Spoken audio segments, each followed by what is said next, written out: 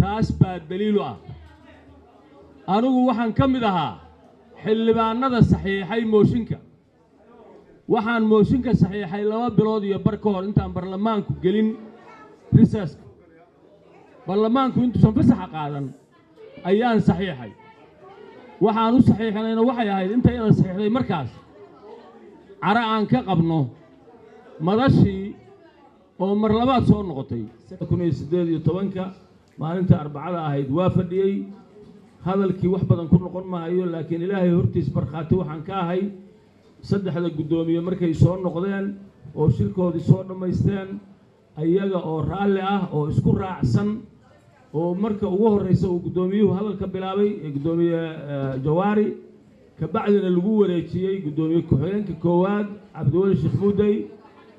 in ay ku heshiiyeen heshiis iyagu ku yimaadeen inaan kooramkii loogu talagalay mooshinka dhammaystirayn sidaa darteed mooshinkaasi inuu buray markhaati ilaahay baan ka ahay min muslimaan ahay shantiisa waqti tukada shahaado suur ma galahayo waxaan rabaa inaan idiin sheego oo ku celinayaa mar kale waa dhammaaday waqtigii qof jacaylka iyo qabiil jacaylku waxaa la gaaray waqtigii qaran jacaylka aragnay dhibaatada uu noo geystay qof jacaylka iyo qaran jacaylku dhibaatada uu noo geystay waa aragnay anigu waxaan ka mid ahaa dadkii wax ka saxiixay mooshinka gudoomiye Jawaari 2 bilood iyo bar ka hor baarlamaanka inta la fasaxin anoo aan cidina igu khasbin bimaxd iraadati aqligayga qaba sababtuna wax kale ma ahayn waxaan ka xanaaqay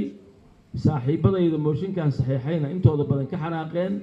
shirkii halkan lagu qabtay oo gudoomiyaasha madaxweynayaasha gobolada iyo dawladda dhexe halkan ku qabatay oo lagu soo saaray go'aamo ka xayuubinaya xildhibaanada ama golaha shacabka ka xayuubinaya xuquuqdiisa dastuuriga ah oo qaranka iyo ummadda Soomaaliyeed u hayo taas baa ugu kaliftay waxa la soo gaaray arrintii DP World maalintii aanu go'aanka ka gaaray shirkadii DP World ayaa waxa soo baxday dardargelin mooshinkii isaga ahaa markaan u dhabbagalayna waxaan ogaaday in la diidan yahay oo dawladda ama xukuumadda qaar ka mid ah ay diidan yihiin in go'aankaas baarlamaanku ka gaaro waxaan ka xanaaqnay oo aanu dib uga noqonnay mooshinkii aan ka saxiixnay annagoo 16 ah xildhibaan gudoomiye Jawaari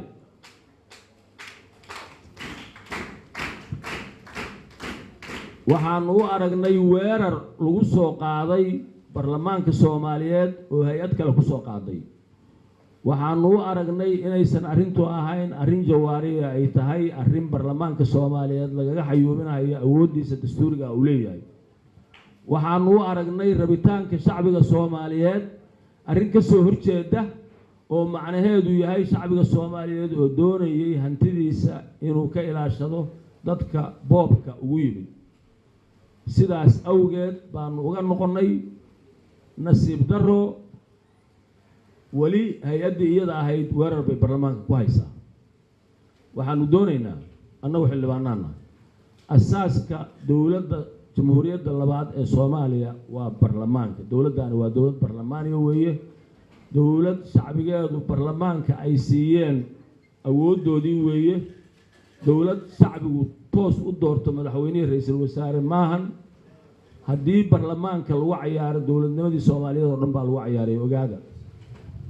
oo carta ka soo bilaabatay oo hadda 18 sano maraysa qaan gaartay ma yeelayno mana aqbalayno in la kala qaybiyo in la kala laalusho annagu hal doon baan saaranahay doonta shacbiga Soomaaliyeed baan u saaranahay xukuumadda iyo dawladda jirta annaga dhalay annaga saxayna haday khaldanto annaga ku amaanayna markay wax samayso wanaagsan oo shacbiga Soomaaliyeed raalli ka yahay waxaan codsanayaa hay'ad inaysan ku soo duulanayn in faraha la kala baxo waxaan kala codsanayaa oo ku raacaya xildhibaan Sacdiyo abiilkii ama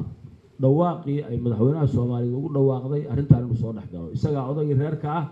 asaga laga rabaa hay'adaha waana shaqada uu leeyahay weeye hay-aduhu markay sidaas oo kale isu qabsadaan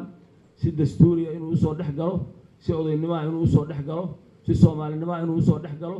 joojiyo heshiisiyo waxaan diyaar u nahay inaanu xasilooni ku soo celino awalna anagu xasilooni darrada ma aanan sameeyay weerar baan lagu soo qaaday hay-adaas haddii la soo weeraro shacbiga Soomaaliyeed baa la weeraray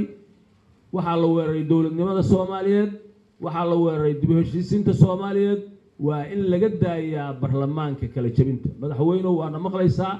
shaqadaada qabso ilaa hawsha tan waa in dib loo dhigaa oo la dejiyaa aad iyo aad baa mahadsantihiin